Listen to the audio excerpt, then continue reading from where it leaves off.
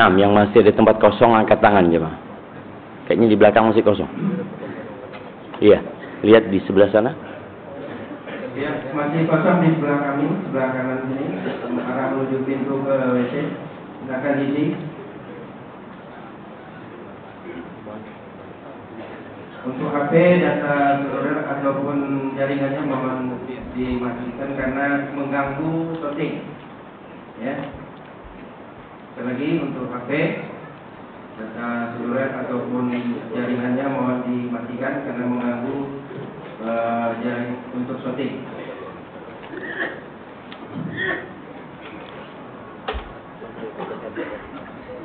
Sebelah sana banyak. Ini masih kosong, silakan di sini. Yang sebelah kanan kosong, tapi kayaknya harus muter jemaah. Lewat belakang kan, lewat belakang. Lewat belakang dekat menuju arah ke WC depan masjid bisa juga masuk. Bapak yang berada di luar, di sisi depan ada akses jalan Pak. Ya, masuk dari samping di depan sini. Dari depan. Maju terus belok ke depan. Ambil sisi sebelah kiri.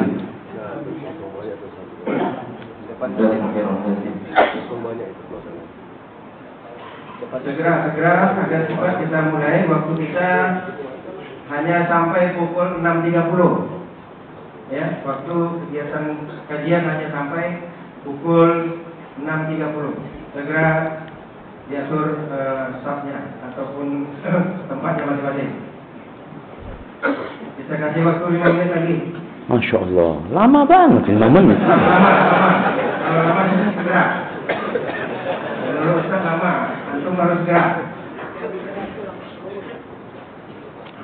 Bapak-bapak yang di pintu silakan muter. Iya, bisa muter lewat dalam, lewat luar, terus belok kiri, lewat pengimaman. Betul gitu ya. Ya udah selesai. Lebih banyak mana pahalanya, yang di pintu sama yang di depannya? Jangan berdiri di pintu.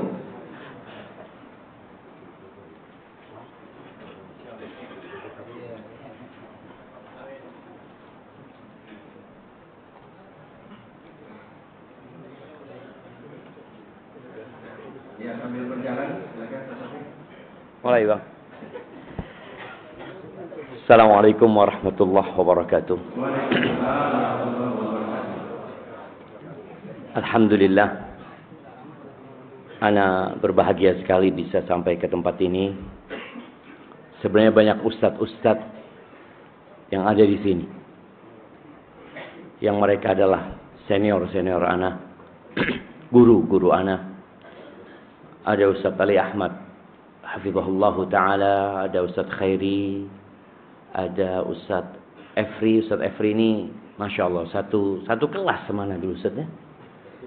Masya Allah.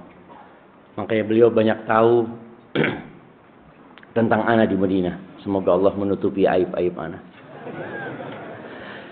Allahumma salli wa sallim ala abdika wa rasulika Sayyidina wa maulana Muhammadin wa ala alihi wa ashabihi ajma'in. Ya Allah, semoga salawat dan salam senantiasa Engkau curahkan untuk hamba kekasih-Mu, untuk manusia terindah yang pernah menginjakkan kakinya di muka bumi ini, untuk manusia yang seharusnya kita jadikan panutan, yang seharusnya kita membaca perjalanan hidup beliau agar kita tambah cinta kepada beliau alaihi salatu wassalam dan bisa mencontoh apa yang telah beliau lakukan selama hidup ini. Ketika datang para sahabat atau para tabi'in ke rumahnya salah satu istri Nabi, Aisyah radhiyallahu taala anha, mereka mau bertanya, gimana sih Nabi alaihi salatu wassalam di rumahnya? Mereka kepingin tahu jemaah, tentang akhlak dan karakter yang terkadang tidak nampak di luar. Kita ini kalau di sini semuanya baik jemaah. Orang yang tahu kita baik atau tidak adalah orang yang selalu mendampingi kita. Jadi kalau kau ingin tahu antum baik atau tidak, kirim orang untuk tanya tentang antum kepada istri antum. Coba tanyakan anak, gimana menurut istri anak? Kalau istri antum mengatakan baik, insya Allah antum baik. Tapi banyak di antara kita yang hanya baik di luar saja. Tatkala Aisyah radhiyallahu taala anha ditanya tentang karakter Nabi SAW, akhlak Nabi, perilaku Nabi alaihi salatu wassalam, Aisyah tidak bikin kajian. Soalnya kalau bikin kajian mungkin bisa berhari-hari. Aisyah hanya mengatakan radhiyallahu taala anha, kana khuluquhu al-Qur'an. Perilaku Nabi itu Quran. Di mana ada perintah, beliau adalah orang yang pertama mengamalkan. Di mana ada larangan, beliau adalah orang yang pertama meninggalkan. Di mana ada anjuran, beliau orang yang semangat untuk menjalankannya. Itulah akhlak Nabi SAW yang banyak di antara kita sampai hari ini yang taunya cuma poligami. Sunnah, poligami. Baca tuh Quran jamaah. Semoga salawat itu bersambung untuk keluarga beliau, untuk istri-istri beliau, untuk putra-putri beliau, dan untuk seluruh sahabat Nabi. Semoga Allah meridai kita bersama mereka. Amma ba'd. Apa tema kita hari ini? Antum nggak tahan? Hah? Masya Allah. Masya Allah. Udah nikah belum? Masya Allah. Iya. Makanya kenapa dia di soft pertama aja? Karena udah nggak tahan. Kenapa kita ada jemaah? Dulu kita nggak ada. Nama kita juga dulu nggak dikenal. Ada sebuah surat yang sering dibaca oleh Nabi alaihi salatu wassalam ketika hari Jumat di waktu subuh. Ada 2 surat. Siapa yang tahu? Nggak angkat, ya itu yang angkat tangan. Nah, antum. Al-Kafirun sama Al-Ikhlas. Masya Allah. Itu yang sebelum subuh.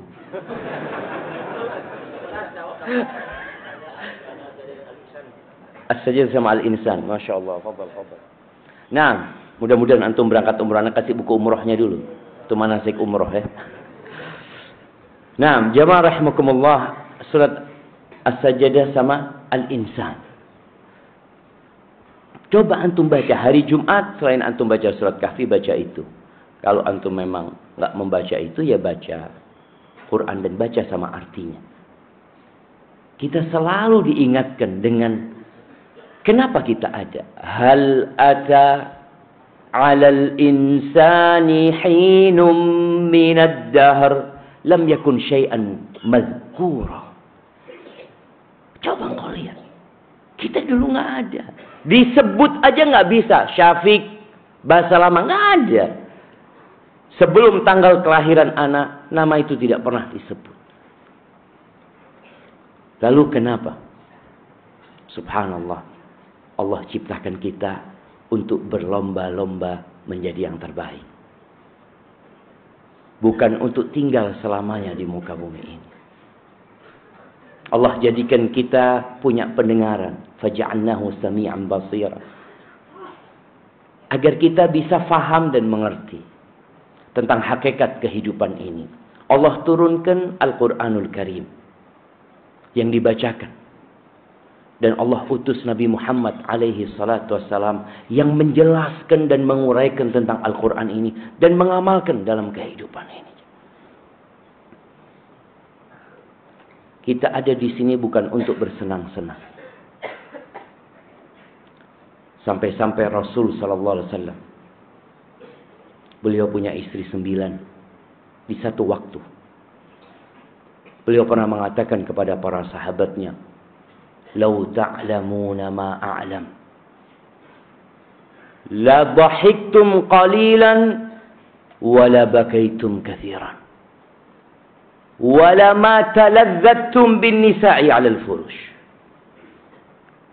Kalau kalian tahu apa yang aku ketahui, niscaya kalian akan tertawa sedikit banyak menangis, dan kalian tidak akan bersenang-senang dengan wanita di atas ranjang.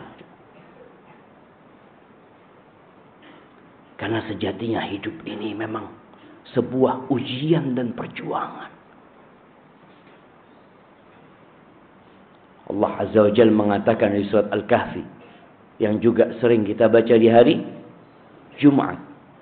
Allah mengatakan, Inna ja'alna ma'alal ardi zinatan laha linabluwahum ayyuhum ahsanu amala wa inna laja'iluna ma'alaiha sa'idan juruza. Kata Allah, sesungguhnya kami menjadikan semua yang ada di muka bumi ini atau di dalam bumi ini zinatan laha, perhiasan untuk bumi ini. Apa tujuannya? Untuk menguji siapa di antara mereka yang paling baik amalannya. Bukan yang paling banyak hartanya. Bukan yang paling banyak bininya. Bukan yang paling bagus mobilnya. Enggak, jemaah. Itu dibaca terus agar kita ingat. Kita ini hamba Allah Azza wa Jalla. Dan kata Allah menekankan tentang perhiasan yang indah. Kita melihat bumi ini indah, jemaah. Dan semakin indah di masa tua bumi ini, semakin tua bumi ini. Dan dia semakin menggoda. Dan kita banyak tergoda dengannya. Allah mengatakan kami akan menjadikan semua yang ada di muka bumi ini sa'i dan juruza. Debu. Tanah yang tandus kering kerontang. Namun dalam perjalanan beribadah kepada Allah Azza wa Jalla, dalam perjalanan untuk menjadi yang terbaik, manusia perlu berhenti di satu terminal untuk membawa bekal. Terminal itu namanya pernikahan. Maka yang jomblo-jomblo ini belum sampai ke terminal. Untuk apa menikah itu, jemaah? Kenapa kita menikah?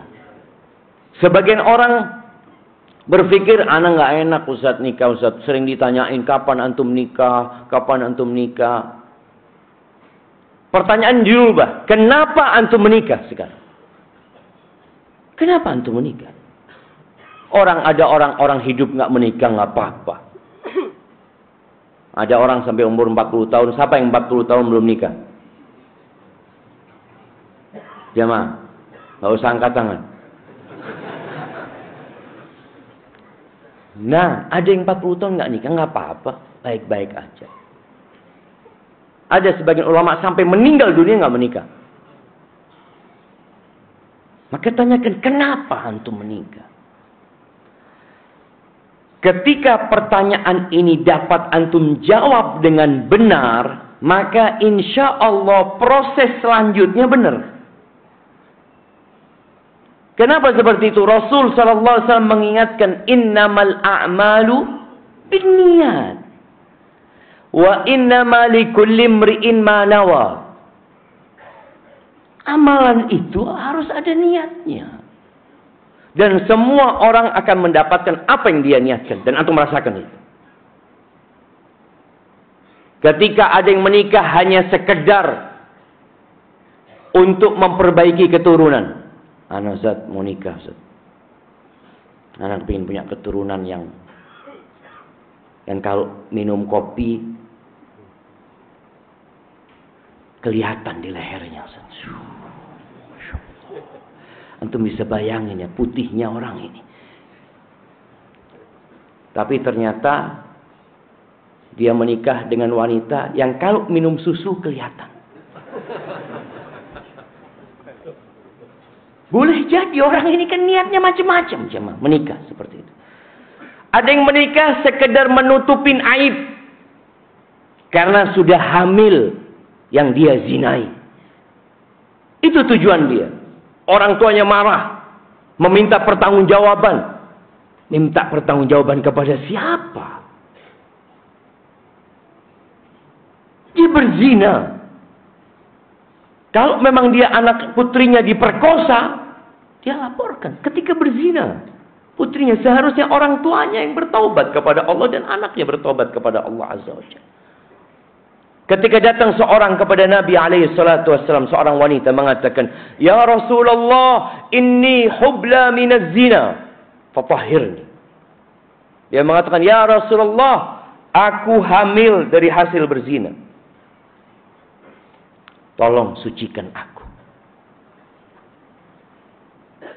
Apakah Nabi bertanya, dengan siapa engkau berzina? Tidak. Oh, harus bertanggung jawab ini. Enggak. Ini urusannya dosa sama Allah. Mereka melakukan sama-sama senang melakukan dosa itu. Maka perempuan ini datang. Dia tahu kenapa dia diciptakan. Dia tahu dia melakukan dosa yang seharusnya dia tidak perbuat. Tapi itu sudah terjadi. Maka dia mencari solusi. Apa solusinya? Harus tegakkan hukum. Itu dalam bayangan dia. Padahal kalau dia bertobat menutup dirinya, insya Allah Allah menerima tobat dia. Tapi perempuan ini tetap.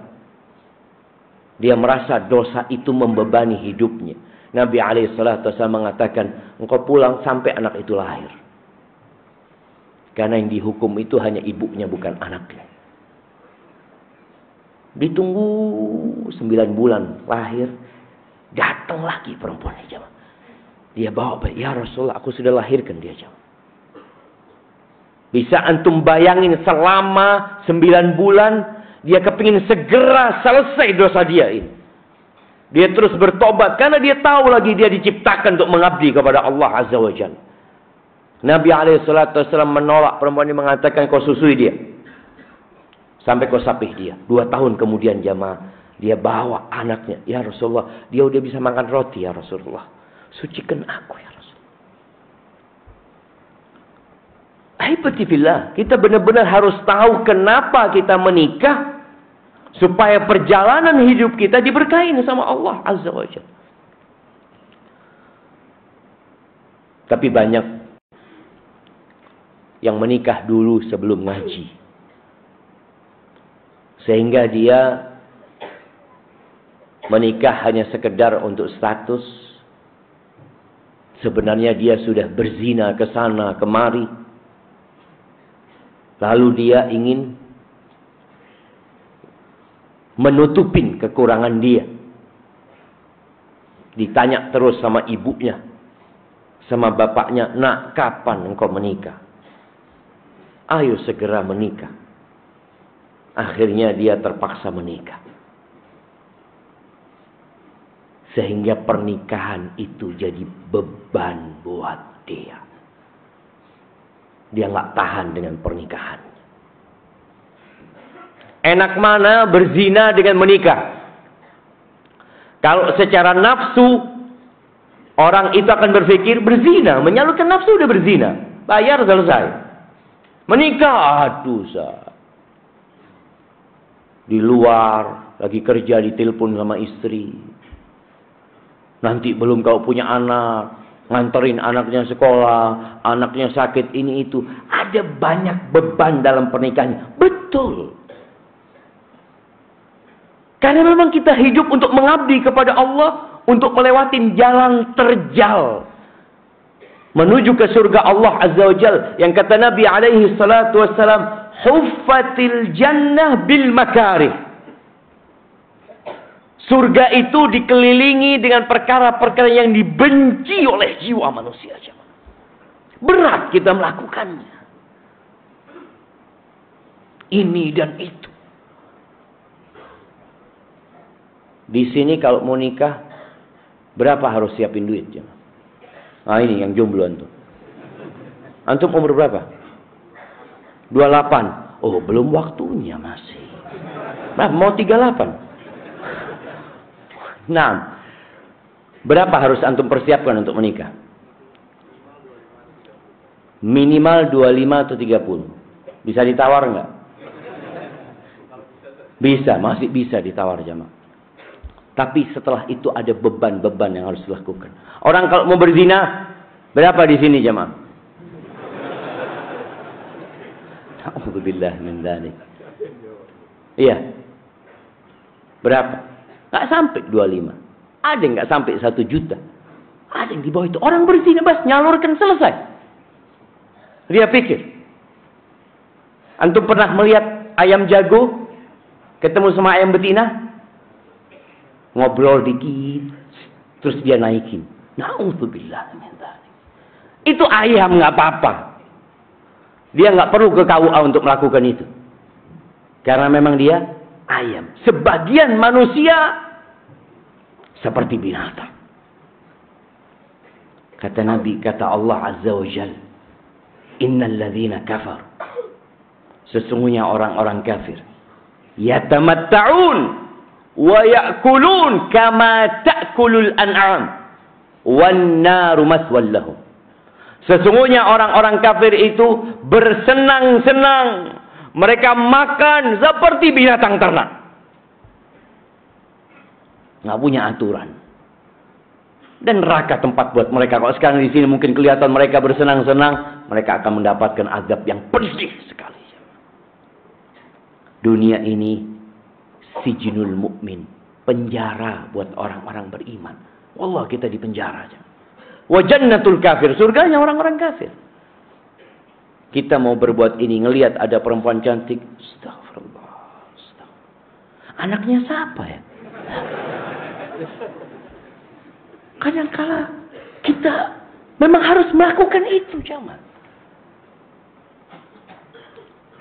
Segera menikah.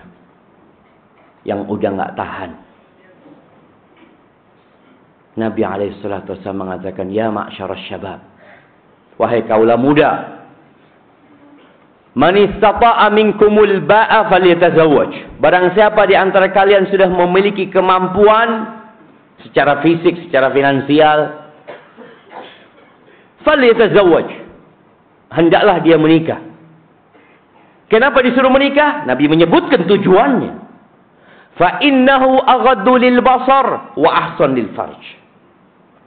Karena sejatinya menikah itu akan menolong kita untuk menundukkan pandangan, yakni menjauhkan kita dari dosa, mendekatkan kita kepada Pencipta, menjaga kemaluan kita. Ya, nggak bisa dipungkiri ada banyak fitnah di situ. Dan Nabi alaihissalatu wassalam memberikan solusi. Kalau engkau di luar melihat perempuan yang membuatmu bergairah, kemana?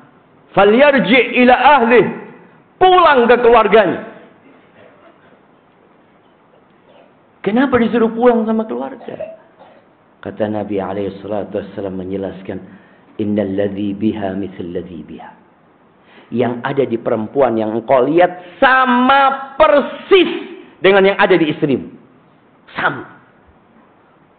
Tapi setan selalu menggambarkan rumput tetangga lebih hijau dari rumput sendiri. Antum tiap hari ngelihat istri antum, kok kayak gini istri antum? Istri tetangga keluar ke pasar, ya Allah. Padahal istrinya lebih cantik dari istri tetangga. Tapi setan selalu menggambarkan sesuatu yang belum kita miliki tidak dalam wujud aslinya. Nabi SAW menyuruh kita pulang ke keluarga. Gimana Ustaz, di rumah tidak ada istri? Ya cari istri. Menikah. Kalau nggak mampu Ustaz, ada solusi. Fa'alaihi bisiyam. Fa'innahu lahu wija. Tindaklah dia puasa. Karena puasa itu menjadi tameng buat dia dapat menahan, menundukkan nafsunya. Ini agama kita benar-benar menjadikan kehidupan ini dalam rangka beribadah kepada Allah Azza wa Jalla. Yang sudah nggak tahan, segera menikah. Yang nggak punya uang, subhanallah, Islam mengajarkan banyak sekali cara supaya antum bisa menikah. Boleh menikah dengan cara kredit. Boleh syama. Antum ketika nggak mampu datang ke mertua. Berapa maharnya Bapak? Dia mengatakan umpamanya 30 juta. boleh dibayar 2 tahun. Nggak apa-apa jemaah. Itu haknya istri. Dan kalau bicara tadi maharnya, ya cuma berapa? 25, itu murah loh jemaah. Itu murah. Di masa Nabi SAW, istri-istri Nabi itu maharnya murah. Tapi murahnya pada waktu itu kira-kira 400 dirham. Ya, 400 dirham ini kira-kira 40 dinar. 40 dinar ini 4 kali, anggap kali 4 juta. 40 kali 4 juta berapa? 160 juta. Itu murah pada waktu itu. Makanya sebagian sahabat itu maharnya apa? Kebun kurma. Masya Allah. Dan Nabi SAW menyebutkan bahwasanya wanita yang berkah itu adalah wanita yang biayanya murah. Ali bin Abi Thalib ketika mau melamar Fatimah, dia bingung, dia miskin. Sedangkan ini putrinya Nabi SAW. Bagaimana akhirnya Ali mengatakan, ya Rasulullah, aku nggak punya apa-apa ya Rasulullah buat Fatimah, kata dia. Mana baju besimu? Kata dia, ya berapa sih harga baju besi? Ya sudah, aku nikahkan kau dengan itu. Dengan baju besi yang dimiliki Ali bin Abi Thalib. Dan alhamdulillah kita sekarang melihat banyak kemudahan untuk menikah. Cuma di kampung ini, bukan cuma di kampung ya, di kota-kota besar, mereka membesar-besarkan yang namanya pesta pernikahan. Ada kejadian di Jakarta, pesta pernikahannya ya 500 juta kira-kira jemaah. Nggak banyak itu buat orang kaya jemaah. 2 bulan cerai. Subhanallah jemaah. Ada yang banyak sekali jemaah. Maka cari wanita yang solehah. Dari keluarga yang soleh. Yang udah ngerti bahwasanya berkah dalam pernikahan itu dengan sedikitnya mahar. Dan antum memilih juga yang disabdakan Nabi SAW. Wanita dinikahin karena 4 hal. Ini berbicara budaya yang ada di masyarakat. Kata Nabi SAW, yang pertama 5 liha. Karena hartanya. Mungkin kalau antum memang nggak mampu, ya cari janda lah. Janda kaya. Tapi yang soleha, nggak apa-apa cuma. Nggak apa-apa. Yang intinya yang soleha. Yang kedua, carilah. Wanita dinikahin karena kecantikannya. Yang ketiga, karena bangsawan. Karena orang yang terhormat ya. Orang yang terpandang. Yang keempat, karena agamanya. Kalau benar tujuan antum beribadah kepada Allah Azza wa Jalla, menjalankan sunnah Nabi alaihi salatu wassalam, nih aturan atau arahan dari Nabi SAW, jalankan. Fadfar bidzatid din taribat yadak.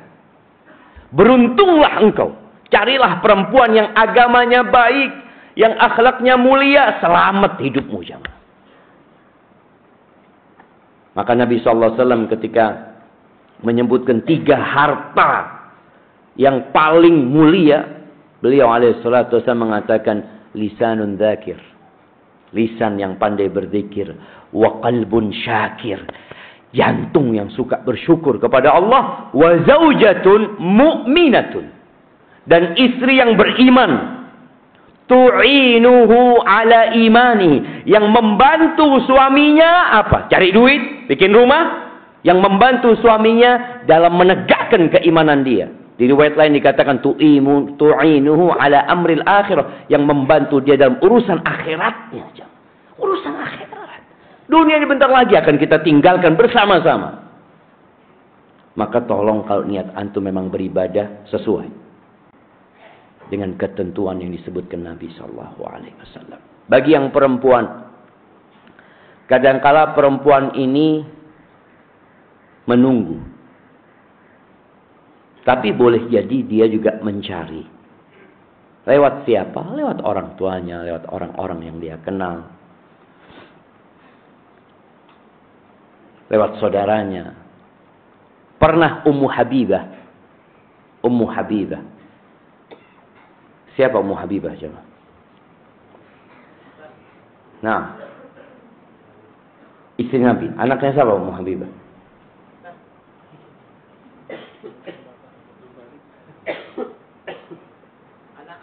Masya Allah, kirim ke belakang. Nah, Ummu Habibah putrinya Abu Sufyan, istrinya Nabi Sallallahu Alaihi Wasallam. Ummu Habibah datang kepada Nabi SAW. Ya Rasulullah, kalau engkau mau menikah, nikahi adikku ya Rasulullah. Subhanallah. Kata Nabi SAW.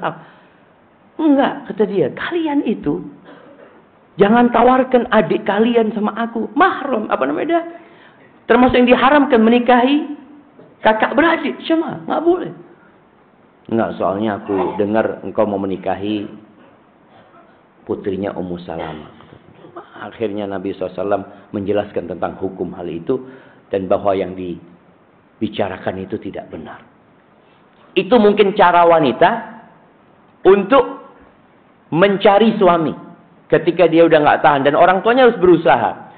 Ketika Hafsah radhiyallahu ta'ala anha diceraikan oleh suaminya. Atau berpisah sama suaminya. Umar bin Khattab radhiyallahu ta'ala anhu menawarkan putrinya kepada Utsman, menawarkan putrinya kepada Abu Bakar Siddiq radhiyallahu taala, kepada kawannya jemaah, kawannya ditawari. Mereka semua menolak. Akhirnya Umar ya agak kecewa mungkin. Ternyata yang melamar Hafsah siapa? Rasulullah SAW. Maka kemudian Abu Bakar minta maaf sama Umar. Aku soalnya mendengar Nabi SAW sudah menyebut nama Hafsah gitu. Cuma aku nggak mau membocorkan rahasia Rasulullah SAW. Itu perempuan. Jadi para orang tua pun harus berusaha jemaah. Mencarikan pasangan buat putrinya. Ahibati fillah. Udah maka bagi yang tidak tahan, belum punya pasangan hidup, segera menikah. Kesulitan-kesulitan itu dengan niat baik, insya Allah Allah mudahkan. Kalau niatnya benar. Ana niatnya untuk menjaga kehormatan diri, Allah cukupi enggak. Di antara 3 yang ditanggung sama Allah Azza wa Jal, salah satunya wanakihu lil afaf. Dan orang yang menikah dalam rangka menjaga kehormatan dirinya. Bukan dia orang nggak benar kemudian berapa banyak orang aduh daripada anak dosa terus kayak gini, ahsan nikah sudah. Bukan kayak gitu. Tapi benar-benar untuk menghindari dosa, antum telah bertobat kepada Allah Azza wa Jal, antum menikah. Bagaimana dengan yang sudah berumah tangga tapi nggak tahan dengan pasangan hidupnya? Kuping anak ini panas ya mah kalau sudah ada yang telepon cerita tentang suaminya. Ustaz, anak punya suami kayak gini, kayak gitu, macam-macam ya mah. Sampai anak ngomong sama perempuan ini, terakhir sudah dia. Supaya nggak panjang-panjang curhatnya, anak tanya, ibu, emangnya nggak ada kebaikan di diri suami ibu? Ya ada Pak Ustaz, katanya. Kok dari tadi yang dia omongkan kejelekannya saja? Bagi yang tidak tahan dengan pasangan hidupnya, kita perlu belajar bagaimana menjalani hidup bersama. Belajar lagi, baca bagaimana Rasul Sallallahu Alaihi Wasallam. Jangan mudah-mudah meminta cerai kepada suaminya. Dan bagi suami, jangan mudah-mudah menceraikan istrinya. Rasulullah Sallallahu Alaihi Wasallam menyuruh kita melihat kepada kelebihan pasangan hidup kita. Beliau mengatakan alaihi salatu wasallam, la yafraq mu'minun mu'minah. Enggak boleh suami yang beriman itu benci sama istrinya yang beriman. In kariha minha khuluqan radiya minha akhar. Kalau ada perilaku istrinya yang tidak dia sukai, bukankah ada yang lainnya yang baik-baik yang engkau suka sama dia? Ketika seorang melihat kepada kelebihan pasangan hidupnya, insya Allah dia akan tahan. Dia akan jaga rumah tangganya. Karena dia melihat kepada kelebihannya. Ketika kita bekerja jemaah di sebuah perusahaan, kita mengajukan lamaran. Apa yang ditanya oleh tempat kita melamar kerja? Akan bertanya, kamu bisa apa? Apakah dia akan bertanya, kamu tidak bisa apa? Enggak. Dia tidak akan memikirkan kamu tidak bisa apa. Anak kepingin tanya, kamu bisa apa yang bermanfaat buat perusahaan ini? Dia akan menyebutkan, saya bisa ini, bisa ini. Oh ya, sudah. Urusan kekurangan dia tidak dilihat. Sehingga orang ini bisa terus bekerja dan perusahaan bisa terus mendapatkan manfaat. Ketika dalam rumah tangga, dua pasangan ini saling melihat kepada kelebihan, insya Allah aman. Semua punya kekurangan. Kalau ada perempuan yang mengatakan udah nggak tahan, atau antum zat, wallahu zat, ana udah nggak tahan sama istri ana zat. Ngomongnya zat pedas. Ana kalau pulang kerja kayak disidang sama dia. Zat. Dari mana? Ngapain aja? Sama siapa duduk-duduk? Kayaknya ana harus pasang CCTV. Supaya dia ngelihat ada perempuan kayak gitu. Ya sabar. Menghadapi perempuan seperti itu sabar. Kenapa? Karena tujuan kita menikah beribadah kepada Allah Azza wa Jalla. Dan Allah mengatakan, wa'ashiruhunna bil ma'ruf. Kata Allah, pergauli istri-istri kalian dengan cara yang patut. Pergauli perempuan-perempuan itu dengan cara yang patut. Dengan cara yang sesuai.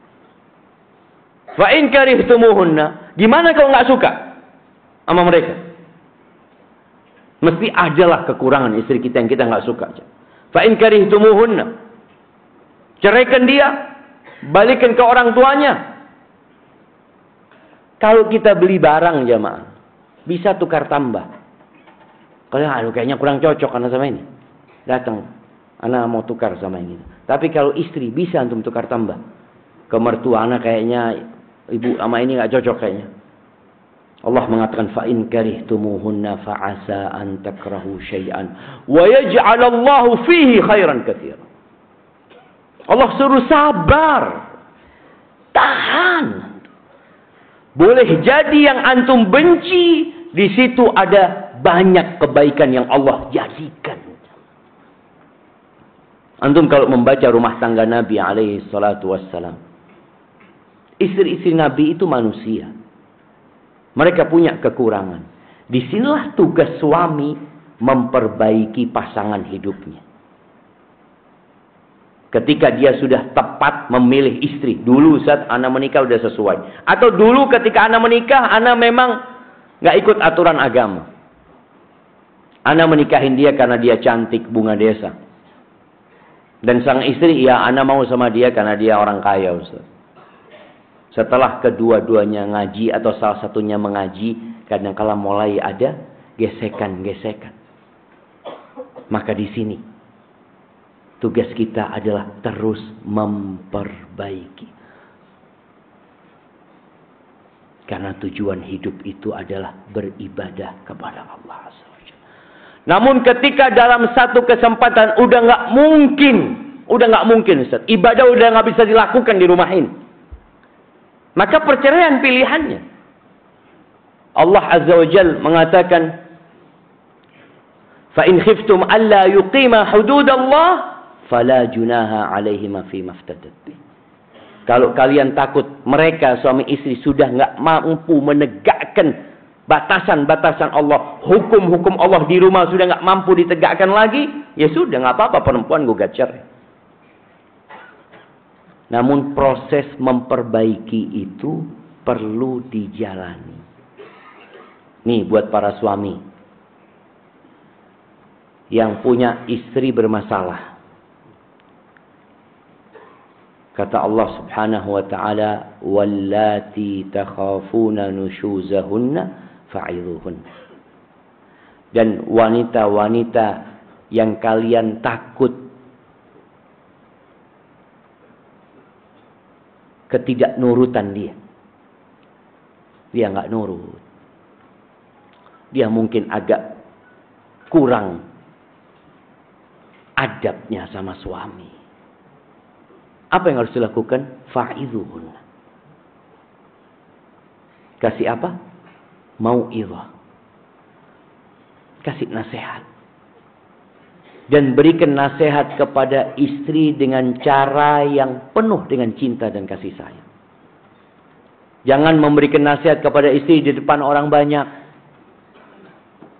Jangan memberikan nasihat kepada istri tatkala dia sedang gak enak hatinya. Cari waktu yang tepat. Dudukkan istri. Sampaikan kepada dia tentang kecintaan kita kepada dia. Yang menyebabkan kita terus mempertahankan rumah tangga ini. Lalu sampaikan kepada dia, ada beberapa hal yang ana ingin engkau rubah. Mamanya istrinya sering keluar tanpa izin. Ya, sebenarnya keluarnya nggak kemana-mana Ustaz. Tapi nggak izin itu yang nggak benar. Ana nggak suka. Kata dia. Ada perempuan yang seperti itu. Ada istri yang mungkin kurang menghargai mertua. Ada istri mungkin yang kurang perhatian sama anaknya. Makanya kalau mau menikah lagi, cari perempuan bukan hanya agamanya baik, tapi karakternya mulia, yaitu penyayang. Kita perlu perempuan yang penyayang. Ada istri kita yang kayaknya sama anak kita ini kurang gitu loh. Dia lebih suka bekerja, dia lebih suka cari duit, dia lebih suka nongkrong sama teman-temannya, dia kajian datang. Anaknya tapi nggak diurusin. Fa'idhuhun. Dudukkan dia, kasih nasihat. Bagaimana kalau nggak mau? Banyak di antara kita memberikan nasihat kepada istri tidak sesuai dengan arahan yang Allah sebutkan. Yang kedua, ketika tidak mau, maka pisah ranjang. Wahjuruhunna fil madaji. Pisah ranjang. Udah, nggak usah digaulin istri. Soalnya kalau antum kasih nasihat istri, kasih ujangan sama istri terus, tapi malam harinya antum kumpulin lagi. Ya, ana nggak tahan Ustaz. Istrinya cuma satu. Coba istri dua, kan enak sini. Udahlah, nggak usah dikumpulin. Kita ke sana gitu. Rasulullah SAW itu punya istri 9. Dan pernah beliau pisah ranjang sama semua istri. Maka kalau antum bicara nggak tahan, antum harus tahan. Dalam rangka apa? Memperbaiki. Di sini tatkala memang di tengah jalan baru terjadi masalah, perlu adanya perbaikan total. Dan Nabi SAW itu pernah pisah ranjang sama semua istrinya 1 bulan. Kalau antum nggak tahan, puasa. Kan sudah ada solusi. Namun apabila nasihat ini tidak dijalankan, antum tetap ngumpulin istri, ya akhirnya nggak benar-benar istri. Itu kalau antum orang baik. Tapi kalau antum orang nggak baik, istri memang kepingin pisah juga sama antum. Setelah 1 bulan Nabi SAW meninggalkan istrinya. Turun firman Allah Azza wa Jalla di surat Al-Ahzab ayat 28-29 insyaallah.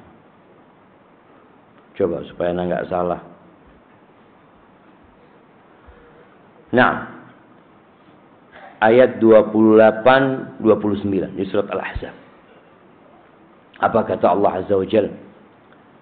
Ya ayyuhan nabi, wahai Nabi. Allah Jalla Jalaluh nggak pernah manggil Nabi dengan namanya sallallahu alaihi wasallam. Nggak pernah. Kalau nabi-nabi yang lain dipanggil sama namanya. Ya Musa, ya Isa, ya Ibrahim, ya Nuh. Tapi Nabi Muhammad alaihi salatu wassalam selalu dipanggil dengan kedudukan beliau. Ya ayyuhan nabi, ya ayyuhar rasul. Setelah sebulan penuh itu, turun ayat ini. Dan setelah tersebar berita di kota Madinah, bahwa Nabi Muhammad SAW menceraikan semua istri-istri. Ada isu yang tersebar. Tapi isu itu tidak benar. Akhirnya setelah itu turun ayat ini. Nabi datang ke rumah istrinya satu persatu. Ke rumahnya Aisyah yang pertama. Beliau membacakan ayat ini. Apa ayatnya? Ya ayuhan nabiyyu qul li azwajika. Katakan kepada istri-istrimu. In kuntunna turidnal hayatad dunya wa zinataha fata'alaina umatti'kunna wa usarrihkunna sarahan jamila. Kalau tujuan kalian dalam kehidupan ini adalah mencari dunia. Kita bicara dari awal tadi, kita diciptakan untuk beribadah kepada Allah. Dunia akan kita tinggalkan. Tapi kalau ambisi kalian, keinginan kalian adalah kehidupan dunia, kenyamanan dunia, kemewahan dunia. Apa kata Allah Azza wa Jal kepada nabinya? Fata'alaina umatti'kunna wa usarrihkunna sarahan jamila. Sini kalian. Kemarilah kalian, aku akan berikan harta kepada kalian.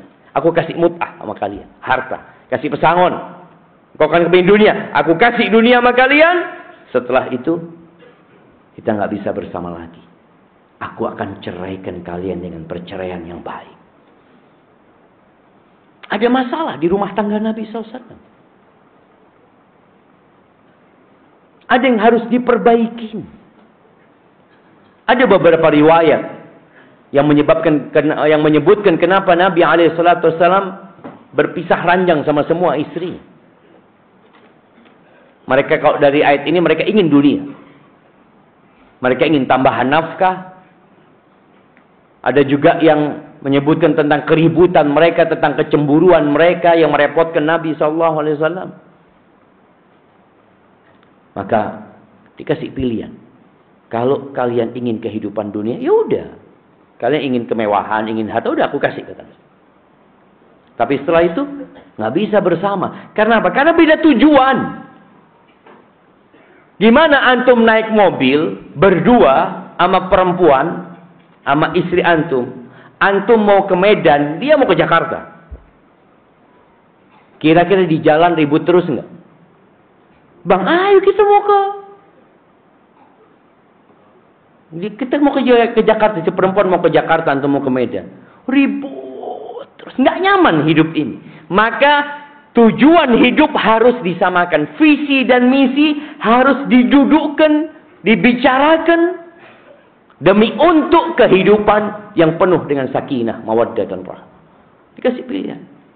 Wa in kuntunna turidna Allah wa rasulahu wad daral akhirah fa innallaha 'adda lil muhsinati minkunna ajran 'azima. Apabila tujuan kalian adalah Allah, keinginan kalian adalah Allah. Kalau bicara Allah jemaah, Allah ini Rabbul Alamin jemaah. Allah Jalla Jalal pemilik alam semesta. Yang surganya seluas langit dan bumi ini. Yang nilai dunia ini di sisi Allah Azza wa Jalla. Nilai dunia semuanya. Itu tidak lebih dari satu sayap nyamuk. Tapi kalau tujuan kalian adalah Allah. Yang diinginkan kalian adalah Allah. Rasulnya. Dan kehidupan akhirat. Maka Allah menyediakan pahala yang besar, yang baik buat yang berbuat baik di antara kalian. Jadi kalau nggak tahan sama istrinya, kasih nasihat. Kemudian pisah ranjang. Memang di ayat itu disebutkan wadribuhunna. Boleh dipukul istri-istri kalau memang memukul itu dapat memperbaiki dia. Memukul yang tidak melukai dan tidak mematahkan tulang. Sekedar untuk mengingatkan dia. Tapi kalau sekarang antum mukul istri, KDRT. Artinya kondisinya berbeda. Namun tadi, dikasih tawaran. Engkau mau sama aku mau menuju kepada Allah Azza wa Jalla. Yang mau tidak mau, ya engkau harus nurut dan patuh sama aku. Oke, itu zat kalau istri yang tidak nurut sama suami. Bagaimana kalau suami yang zalim sama istrinya? Apakah istri harus bertahan? Ya, kalau bisa mempertahankan rumah tangga, pertahankan. Tapi ketika tidak mampu mempertahankan rumah tangga, ya udah gugat cerai. Itu terjadi di masa Nabi Shallallahu Alaihi Wasallam. Bagaimana istrinya Thabit ibn Syammas. Istrinya Thabit ini, Nabi Alaihi Wasallam habis subuh atau mau berangkat ke masjid ketika subuh, tahu-tahu istrinya Thabit ini ada di depan pintu rumah Nabi SAW. Dia mengatakan, ya Rasulullah, la ana wala Thabit. Udah nggak bisa kita bareng sudah. Aku sama Thabit sudah nggak mampu ya Rasulullah. Udah nggak tahan ya Rasulullah. Apa penyebab dia nggak tahan sama Thabit? Ada banyak sebab yang disebut oleh para ulama. Di antaranya yang disebutkan itu, Thabit ini jelek jemaah. Sedangkan dia itu cantik. Jadi kalau ada rombongan Thabit sama kawan-kawannya, Thabit itu paling jelek. Ya Allah, ada dapat suami kayak gini gitu ya. Padahal sebenarnya kalau dia mau bersabar ya, ngelihat suaminya tiap hari, biasa akhirnya. Memang punya suami yang jelek. Tapi ada riwayat yang menyebutkan Thabit ini juga kadangkala mukul. Kan ada suami yang ringan tangan. Ada ringan tangan. Akhirnya ketika dia mengatakan itu, ya Rasulullah udah aku nggak mungkin hidup sama Thabit. Setelah dia berusaha bertahan, Rasul Shallallahu Alaihi Wasallam kemudian memanggil Thabit dan bertanya kepada perempuan ini, apakah engkau akan kembalikan maharnya? Apa maharnya? Kebun kurma. Kalau di sini mungkin kebun sawit. Orang berikan mahar kebun sawit, ini kebun kurma. Dikembalikan selesai. Karena dia sudah nggak tahan, udah nggak mampu. Perceraian itu solusi. Ketika tidak bertahan, asalkan perceraiannya sesuai dengan sunnah. Kenapa kita bicara sesuai dengan sunnah? Agar tatkala terjadi perceraian, yang terpisahkan itu hanya hubungan suami istri. Hubungan rahim. Hubungan kekerabatan itu tidak pernah terpisahkan jamaah. Ada sebagian kita menikah dengan sepupunya. Kemudian dia lihat udah nggak mungkin dilanjutkan. Kemudian mereka bercerai. Ternyata yang terputus bukan hanya hubungan pernikahan, tapi hubungan kekerabatan. Ini ponakan sudah nggak mau sama pamannya. Sang paman juga marah sama ponakannya, marah sama saudaranya. Akhirnya terputuskan silaturahim.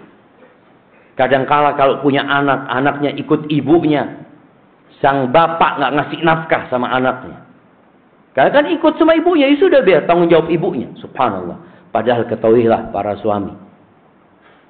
Ketika terjadi perceraian, anak itu tetap anak antum. Apakah ketika ikut ibunya, nasabnya ikut ibunya? Ya mah. Nasabnya ikut antum. Tidak ada kewajiban yang berubah. Yang harus dilakukan bapak kepada anak-anaknya.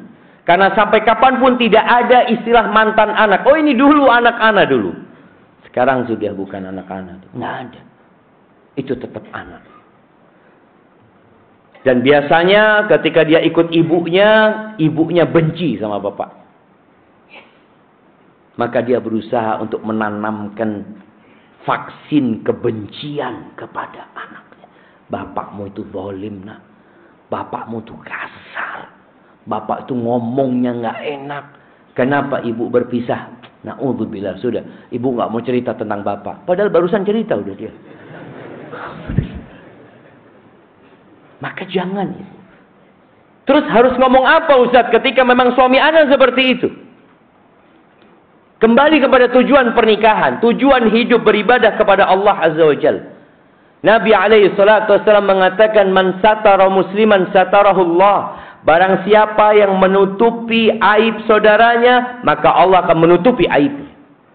Gimana ini aib bapak anak-anaknya? Seorang laki-laki yang pernah berbuat baik kepada dia, sehingga dia punya anak.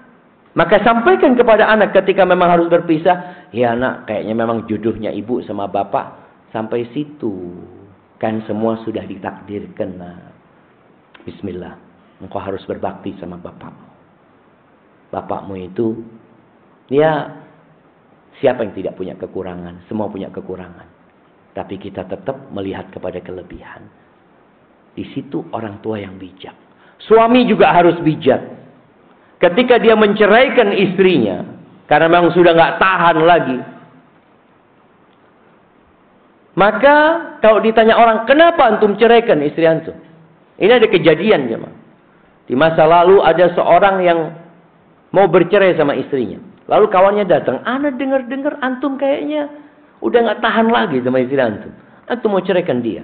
Apa kata sahibnya ini? Apa urusanmu sama istriku? Kata dia. Enggak, anak kepingin tahu kenapa engkau mau ceraikan dia. Sudah, jangan ngurusin urusan orang lain, kata dia. Itu istriku, kata dia. Sudah. Dapat berapa waktu cerai. Dan kemudian perempuan itu sudah nikah lagi. Kawannya dengar nih. Mungkin dengarnya terlambat kalau sudah bercerai. Kan memang nggak ada undangan perceraian. Siapa yang pernah diundang perceraian? Alhamdulillah, insya Allah besok malam anak mau bercerai ya. Jamaah masjid anak undang. Nggak ada. Perceraian itu dilakukan biasanya sembunyi-sembunyi. Ketika sudah bercerai dan mantan istrinya sudah menikah lagi, kawannya datang. Sekarang sudah bukan istrimu. Aku kepingin tahu kenapa engkau ceraikan dia. Astagfirullah. Ini orang ada yang kepo kayak gitu jamaah, yang football gitu. Apa kata orang ini? Itu istrinya orang. Istrinya orang. Ada apa engkau ngurusin istrinya orang? Kata dia. Oh, udah bukan urusanku, kata dia. Ini suami yang baik. Yang tetap dia menutupi jamaah. Kembali tadi ada yang namanya kekurangan dalam rumah tangga kita, dalam pasangan hidup kita. Tapi kita harus menutupinya. Apabila anak itu ikut bapaknya. Banyak terjadi di negeri kita, bapak melarang ibunya untuk jumpa sama anak. Padahal itu ibunya. Sampaikan kepada anak bahwasanya ini ibumu, engkau wajib berbakti sama dia. Kalau memang ada kekurangan di ibunya, ya berusaha orang tua ini menjaga anak. Karena ada yang ibunya pelacur. Na'udzubillah min dzalik. Bagaimana seorang anak dia berkata, Ustaz, anak punya ibu ini zalim sama bapak anak, Ustaz. Anak pernah temukan ibu anak di hotel, Ustaz. Pada malam itu anak cari ibu anak, ketemu mobilnya ibu. Ternyata ibu bersama laki-laki lain di hotel. Ustaz. Apa yang harus anak lakukan? Tetap antum wajib berbakti sama ibu antum. Sampai ketika orang tua kafir pun tetap anak wajib berbakti kepada orang tua. Intinya ketika antum tidak tahan dalam kehidupan ini, antum perlu bersabar. Mengingat tujuan hidup kita. Setelah itu ikut aturan dan ketentuan yang harus dijalani dalam berumah tangga. Insya Allah kita akan dapat pahala. Istri yang sabar sama suaminya, suami yang sabar sama istrinya, insya Allah dua-dua orang itu akan mendapatkan pahala. Barakallahu fiik. Ana akan membacakan pertanyaan yang udah masuk. Nah, pertanyaannya, apa hukumnya LDR, Ustaz?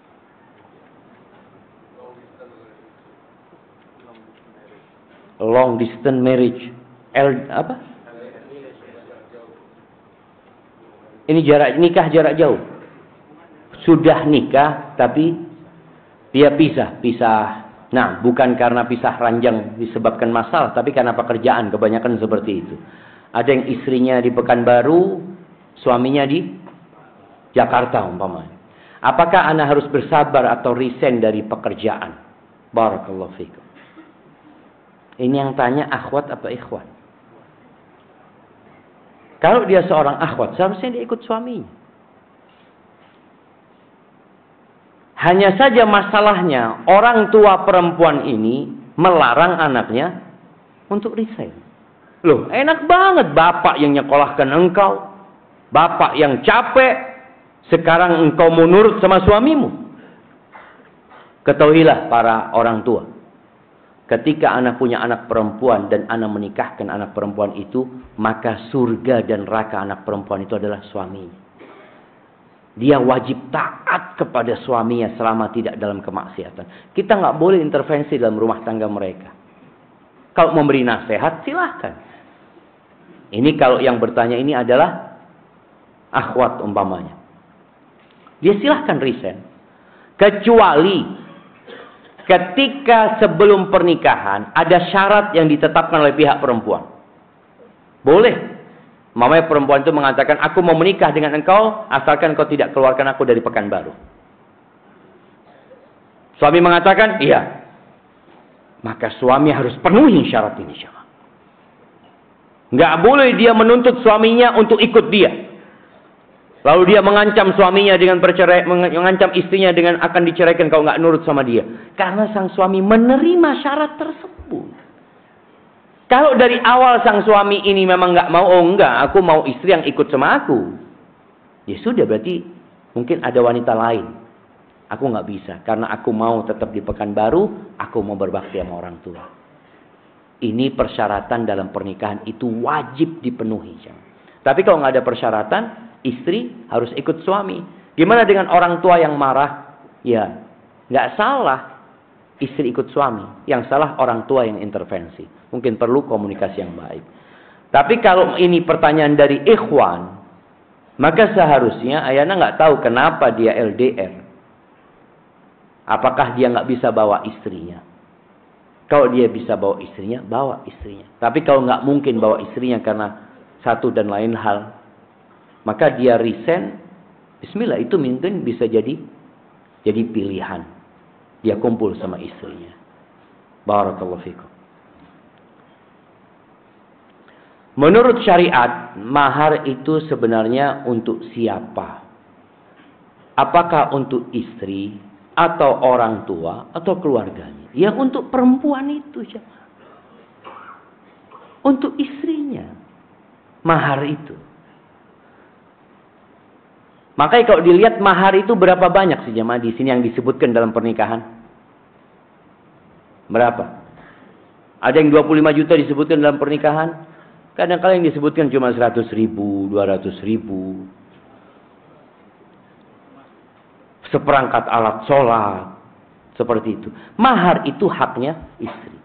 Dan seserahan itu sebenarnya dimasukkan ke dalam mahar. Tapi ada seserahan yang sejatinya untuk walimah.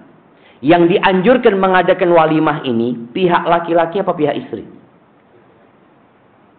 Ya maaf. Laki-laki. Nabi SAW mengatakan kepada Abdurrahman bin Auf, "Awlim walau bisyah." Engkau walimah Abdurrahman walaupun dengan seekor kambing. Dan ketika Nabi SAW menikah, Nabi bikin walimah. Ketika Fatimah menikah dengan Ali bin Abi Thalib, Nabi menyuruh Ali untuk membuat walimah. Karena sebenarnya itu dari pihak laki-laki. Cuma kalau memang diadakan di tempat perempuan, nggak ada masalah. Tapi yang membiayai siapa? Yang laki. Dan antum, kalau namanya itu adalah antum yang mau mengadakan yang laki-laki, ya sesuai dengan kemampuan antum. Kalau mertua mengatakan, oh kita mau undang 2.000 orang. Oh, kalau mau undang 2.000 orang ya kajian Ustaz Syafiq aja. Ya, duit dari mana 2.000 orang kalau satu orang 100.000 jemaah? Kadang-kadang orang mau berbangga-banggaan dengan hal itu. Enggak, sudah. Boleh ngundang itu 5 orang, tetangga 10 orang. Habis sholat subuh di Masjid Umar bin Khattab, insyaallah walimah ana di rumah atau dikirimkan ke sini makanannya walimah buat dia. Selesai. Dan boleh walimah itu berhari-hari. 7 hari, mau main walimah 7 hari, 7 malam, 10 hari, boleh, nggak ada masalah. Cuma dia umpamanya, hari ini, malam ini, ana mengundang tetangga blok A. Sudah, datang ke rumahnya. Karena rumahnya nggak besar. Besok, umpamanya blok B ke rumah ana. Sehingga kita nggak perlu nyewa gedung, ya, nggak perlu nyewa kursi wala apa. Pas makan di rumah, seperti itu.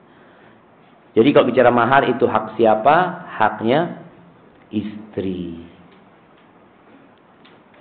Tolong dijelaskan makna sakinah, mawaddah, warahmah. ini belum menikah atau belum mendapatkan sakinah, mawaddah dan rahmah. Allah Azza wa Jalla berfirman di surat Ar-Rum ayat 21 ya. Allah mengatakan wa min ayatihi an khalaqalakum min anfusikum azwajan litaskunu ilaiha. Di antara tanda-tanda kebesaran Allah, tanda-tanda keesaan Allah, Allah menjadikan pasangan hidup kalian dari diri kalian sendiri. Masya Allah, alhamdulillah. Laki-laki, wanita. Nggak ada yang berpasangan sama kuda aja. Nggak ada. Pasangannya semua manusia. Apa tujuannya Allah menjadikan pasangan itu dari manusia sendiri? Litaskunu ilaiha. Agar kalian merasakan sakinah, ketenangan, kecocokan.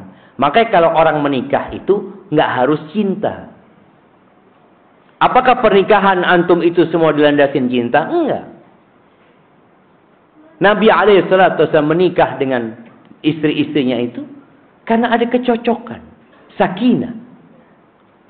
Yang menjadikan cinta Allah Jalla Jalaluhu wa ja'ala bainakum mawaddatan wa rahmah. Allah menjadikan di antara kalian cinta dan kasih sayang.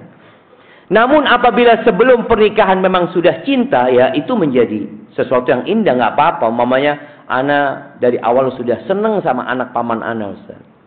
Ana senang sama dia. Ya sudah menikah. Jangan cuma berdasarkan kesenangan, tapi berdasarkan tadi ada kecocokan. Ana cocok sama dia dari sisi karakter dia umpamanya, dia berbakti sama orang tuanya, dia nurut sama orang tuanya, dia penyayang ini dan itu, ada kecocokan. Jadi sakinah itu artinya kedamaian, ketentraman ya. Sehingga seorang suami kalau pulang kerja itu jamaah, kemana dia pulang jamaah? Ke rumahnya. Di sini perempuan harus berusaha untuk menjadikan rumahnya itu rumah sakinah. Suami kalau keluar, kalau masuk rumah nggak kepingin keluar. Makanya kalau suami masuk rumah, para perempuan, tolong engkau bersolek. Suami mau datang nih, dia tahu jam 5 suami anak datang. Dia pakai baju yang bagus, dia pakai sepatu. Benar dia antum. Antum ini belikan sepatu yang bagus buat dia ya. Kemudian dia buka pintu rumah dengan kondisi Allahu Akbar kata suami. Ini kerasukan jin di mana? Ini kadang-kala sebagian istri nggak pernah kayak gitu, tapi mulai hari ini lakukan jamaah. Lakukan. Karena Nabi SAW ketika ditanya man khairun nisa, siapa wanita yang paling baik? Allati idza nadarta ilaiha sarratka. Di antara kriterianya yang kalau dipandang menyenangkan hati. Maka para istri agar suami sakinah, damai, merasakan kedamaian di rumah itu, kalau datang, sambut. Bukakan pintunya. Katakan ahlan wa sahlan. Jangan tanya dari mana, karena engkau sudah tahu. Ini kadang-kala perempuan, dari mana bang? Kok telat ya? 5 menit telat ini. Allahu Akbar. Emangnya masuk kerja dia? Begitu telat. Tanyakan mau apa? Makanya kenapa laki-laki itu senang masuk restoran dan warung? Warkop, waduh. Nah, karena kalau masuk sana ditanya apa? Mau apa? Apa ada warkop tanya, dari mana bapak? Ada yang ditanya mau apa? Langsung dikasih menunya. Datang pelayannya, bawa apa? Bawa kertas. Mau pesan apa bapak? Silahkan, Masya Allah. Coba istri lakukan itu. Ketika suaminya datang, dia dengan pakaiannya yang seksi, ini itu, dia pegang buku menu. Masya Allah. Abang mau pesan apa? Dia tinggal pesan online kan bisa. Cuma tenanglah. 10 menit nyampe, insya Allah. Seperti itu. Ini akan membuat ada sakinah di rumah. Istri yang nurut. Ya. Subhanallah. Kemudian, waja'ala bainakum mawaddatan wa rahmah. Dan Allah menjadikan di antara kalian cinta dan kasih sayang. Mawaddah itu, ya terkadang mawaddah ini untuk istri-istri yang muda. Cinta karena istrinya cantik, masih muda. Kalau yang sudah tua, kesian. Sebenarnya tidak seperti itu. Ada orang yang cinta sama istrinya, walaupun tua, sampai istrinya meninggal dunia. Seperti cintanya Nabi SAW sama Khadijah. Khadijah udah meninggal jemaah. Udah nggak ada. Tapi tetap cinta itu bersemayam di hati Nabi alaihi salatu wassalam. Maka cinta dan kasih sayang ini dibikin. Ya kita minta sama Allah SWT bagaimana membuat sesuatu yang membuat cinta itu tumbuh. Cinta itu seperti bunga. Yang kalau tidak disirami dia bisa layu. Tapi kalau dia disirami, dijaga, ada ulatnya dipotong, disemprot, insya Allah bunga itu tetap segar. Begitu pula, mawaddah cinta itu bisa terus tumbuh sampai meninggal dunia. Dan kasih sayang itu boleh jadi ada suami yang mungkin sama istrinya udah nggak cinta. Apa penyebab dia nggak cinta? Aduh Zat, istri anak ini kalau diajak keranjang kadang-kala yang ini, yang itu.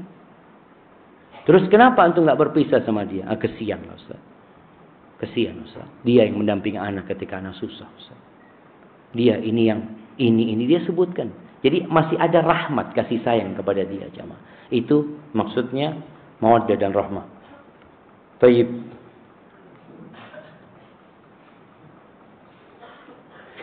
Ustaz, mohon diluruskan bagi kami yang datang ke kajian Ustaz karena ngefan dengan Ustaz, bukan karena Allah. Mohon nasihatnya. Iya jemaah, sayang kalau kita datang ke majelis ilmu nggak lillahi ta'ala. Karena innamal a'malu binniyat. Tapi ada orang-orang yang mau nuntut ilmu. Dia kepingin dapat ilmu. Mungkin ya, ini yang terjadi. Dia suka dengarkan kajian nih Ustaz. Bukan cuma anak. Dia senang kajian dengan Ustaz ya.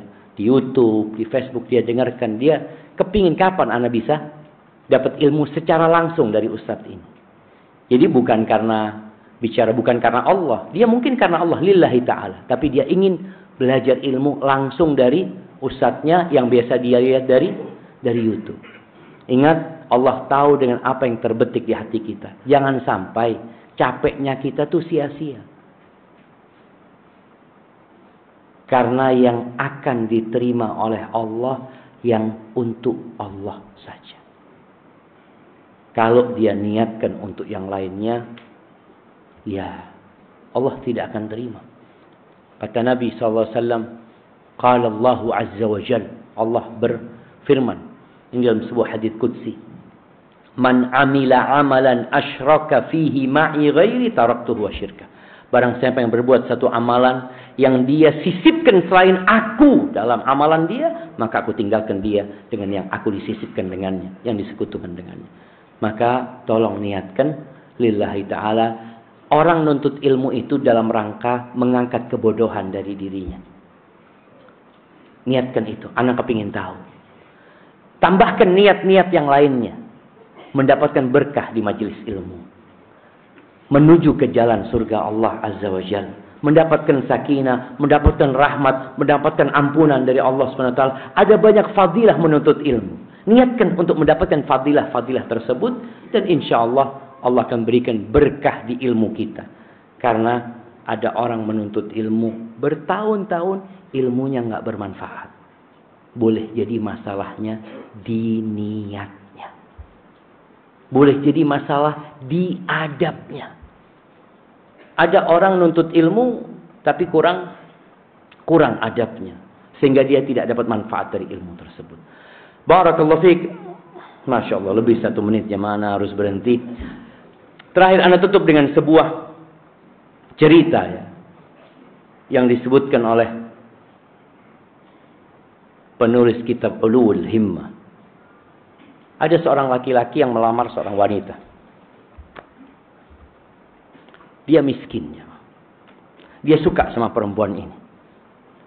Akhirnya sama perempuan ini ditolak. Karena dia nggak punya harta, wala punya darah biru. Akhirnya setelah dia itu ditolak, dia ngomong, dengan apa aku mencari kemuliaan kalau gitu? Apakah dengan harta atau dengan menuntut ilmu? Kata dia. Akhirnya dia berpikir kayaknya aku milih dengan menuntut ilmu. Akhirnya dia belajar ilmu agama. Sehingga dia menjadi seorang yang alim jamaah. Seorang yang dapat memberikan manfaat kepada orang lain. Akhirnya perempuan ini kirim orang.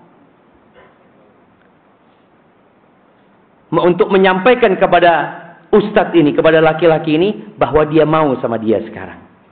Apa kata laki-laki ini? Oh, kalau sekarang aku yang nggak mau sama engkau. Nah, karena dia ketika belajar, dia tahu cari istri itu harus yang soleha gitu loh. Dia cuma karena cantik melihat perempuan itu.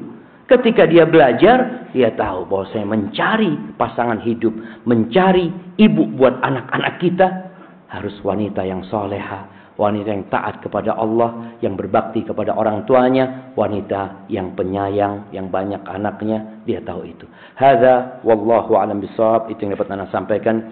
Kurang lebihnya mohon maaf. Subhanakallahumma wa bihamdika asyhadu an la ilaha illa anta astaghfiruka wa atubu ilaik. Assalamualaikum warahmatullahi wabarakatuh.